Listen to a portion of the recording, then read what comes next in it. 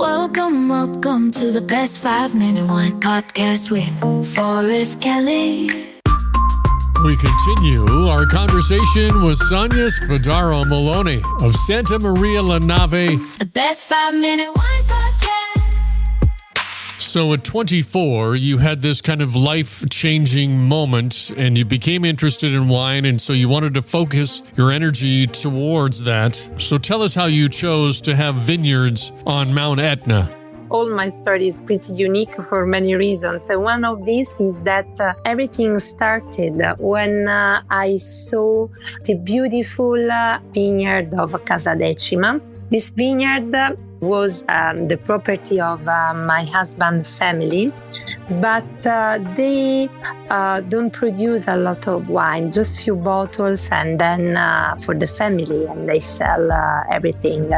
So when I arrived there, I fully understand the value of this beautiful oasis of biodiversity. I immediately fell in love twice. And then I started to invest my effort, my passion, and my few money with my husband to bring to back to life this beautiful vineyard, because the story of this vineyard is unique. We are at the northwest side of the volcano, at 1,100 meters above sea level. So we are talking about one of the highest vineyard in the world. And so I produced there Grecanico Dorato grape.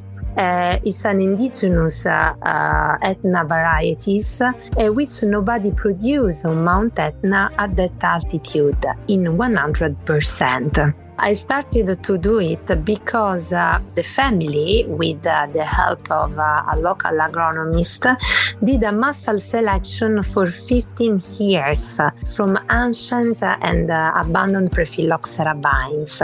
And then it was a shame lost this beautiful DNA, so we started in 2004 to reproduce from offshoot method this beautiful vineyard of Grecanico Dorato, kept the 20% a Piedefranco. And so we start our adventure in Vigna Casadecima in Contrada la Nave. For this reason, the name of my company, Santa Maria la Nave, it's Santa is the name of my mom. Maria is the name of my mother-in-law, and La Nave is the name of Casadecima vineyard is seated. You got all the family members involved.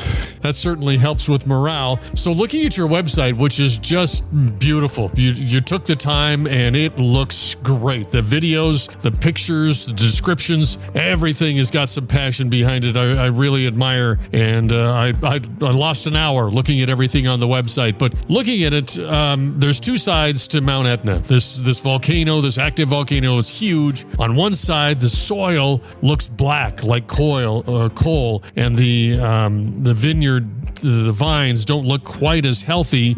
And then on the other side, the soil looks kind of normal and the vines have more vitality. Can you tell me the location and the how big these vineyards are?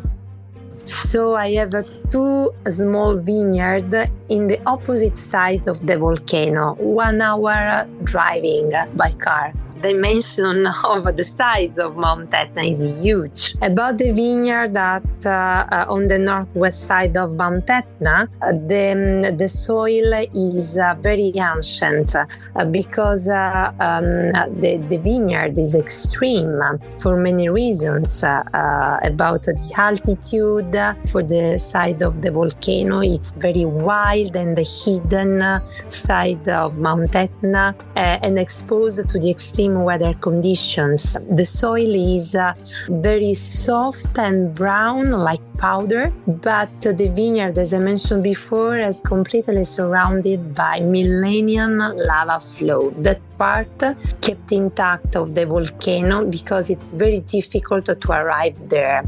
And here, the soil is black volcanic fine ashes, pretty stunning to see. because apparently it seems very dry and difficult to grow vineyard and trees, but actually is a oasis of biodiversity because it's rich in mineral. Mount Etna, fauna, wild plants, native fruits and grapes, and wine varieties. It's pretty rare. The best 5-minute one podcast. Don't forget my favorite part. Please like and follow. Oh.